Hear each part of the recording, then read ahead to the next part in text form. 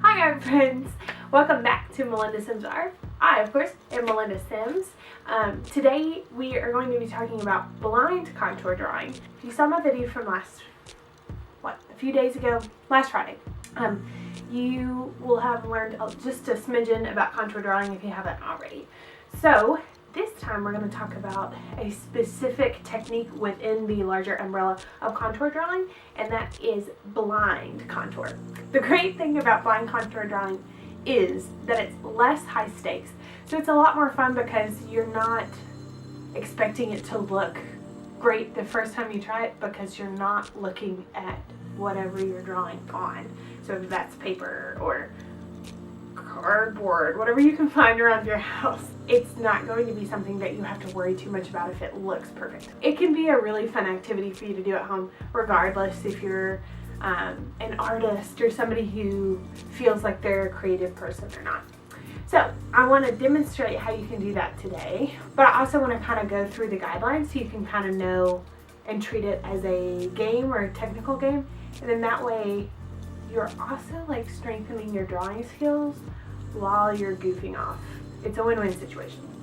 Blind contour is a great way for you to strengthen your observation skills, but also your hand-eye coordination.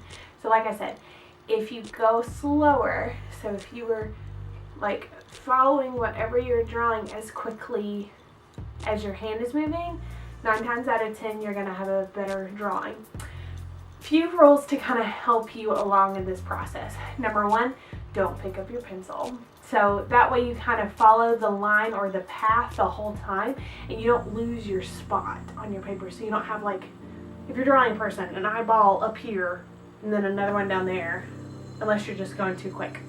So at least the placement of things can be, it won't always be, in somewhat of a normal vicinity. But it's still going to be really fun and quirky. You'll see. You want to start from the center and work your way out. What that means is, if, again, we're going to go back to your portrait since that's what I'm going to draw, you want to start from the center of whatever your composition or arrangement of artwork is. So whether that is a portrait person, you could start like on the inner corner of the nose or the inner corner of the eye. Those are the main points I have. So I am going to demonstrate how to do this at my desk here in my little studio. We're going to set a timer for 2 minutes max, and I'm going to attempt to draw this image of Iris Apfel. After that, I'll kind of give you tips and tricks on how maybe you can strengthen blind contour for yourself. So we'll talk about that right after this little demo, and then I'll give you some artists to look at, and we're all good to go. Let's start drawing. Okay, so a few things you're going to need. You will need a cover sheet.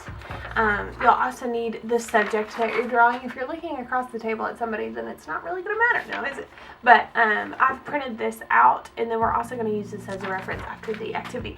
And some sort of drawing utensil. I'm using a marker so you can see from this angle.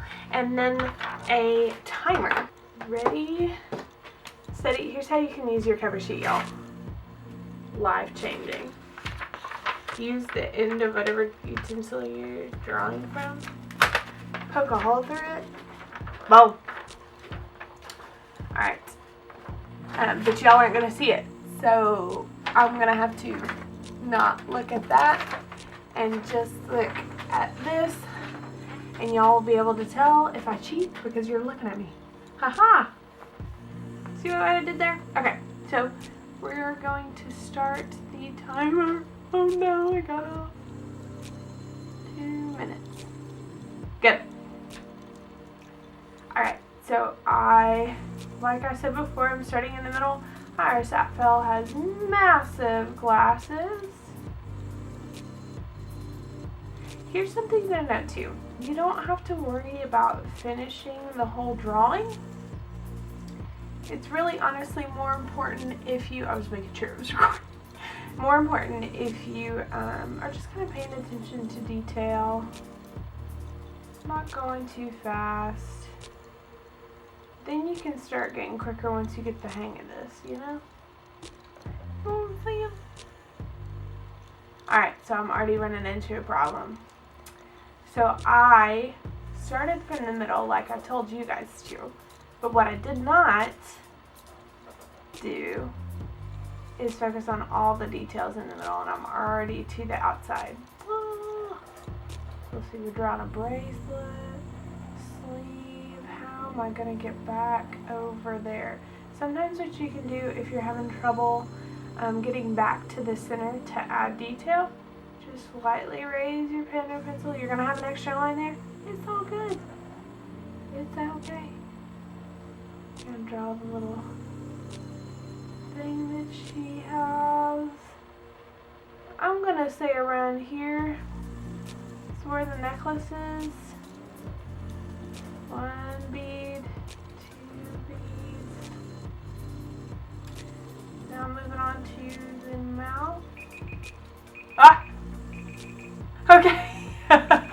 Okay, so here we go. So that was 2 minutes. Alright, so I don't know if you can tell what this is or not, but it's like her hand and the beaded necklace. Oh. Okay, so that was only 2 minutes, right? This isn't like a heavily detailed painting. We're just gonna put it over my face. Or photograph rather, not a painting. So here's the deal.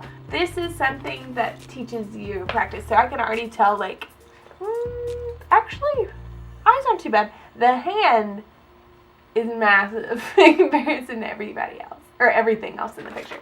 So here's some things that you can kind of do to combat that. You can simplify the image by, like, figuring out specific shapes that are in the composition that you're trying to do, whether that's a person or an object, if you've got a printed out image. So what I could do is, like, focus on the fact that her head, the bottom part of it kind of makes a triangle up to her nose. The bottom part is, or the top part, excuse me, is more square. You've got circles. The hand itself could make a square. All of those things. You can also literally draw on top of the image and figure out a path if you want to get as many details as possible, and you're taking this as a challenge and you're like trying to do a competition with a friend or whatever. So these are just ways for you to adhere blind contour drawing. We're gonna take this off the tripod so we can actually. So that's kind of that. Blind contour is something that should be kind of enjoyable, not something that's super high stress or high stakes or anything like that. So 2 artists that you should know. I've used their images before in student lessons when I'm teaching students about contour drawing, and like also showing that artists now use it. Skylarsky does a lot of like custom blind contour portraits, which are really cool, and he'll add watercolor so he kind of elevates them a little bit. And then Allison Kunath. They both provide really interesting statements about why they do blind contour drawing. So check those websites out. I've put them in the link in the description below. Thank you so much for watching. If you have any other questions or comments or concerns, whatever, comment down below, and be sure to give this video a thumbs up if you liked it, and subscribe to my channel. I post about every Friday. Until next time, spread joy, make art. Bye guys. Oh, it's a hard life, isn't it, Herm? Oh, such a hard life.